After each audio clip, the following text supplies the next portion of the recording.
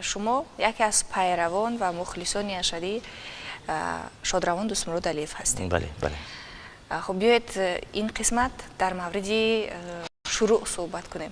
چگونه آغاز شد همین پیروی، همین مخلصی کردن، همین دوست داشتن سرودهای دوستمراد علیف؟ من نه اینکه با او مخلص، نه اینکه با سرودهای و شعرهای و اما مخلص و عاشق، حتی ما راستگه با دوستمراد علیف رشته خویشم داره. وقتی که در کنسرت و در آینه نیلگون در رادیو دوستمراد علیف برآمد میکرد، همین با زبان محلیش گیم مشک میشدم. راستگه آب مثل که یخ آب میشید، همه خیلی تاثیر سخت میرسم سرودای او.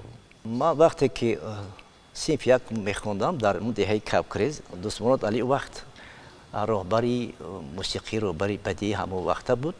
انا که با سببی که مکتبی دهه ما که جداگانه شد، یک تا 4 ماه بود در دهه خودم خوندم.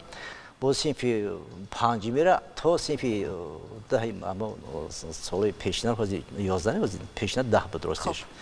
انا همونجا خیلی بعدم کاری ایجادی دوستمراد علیف که زیاد شدن، بعدم برادری و رجب مراد علیف راستیگه با ما راهبری میکردن، درس میگفتن. سال پیش بستان بود در مکتب هم خیلی بین همه مکتب میشدم.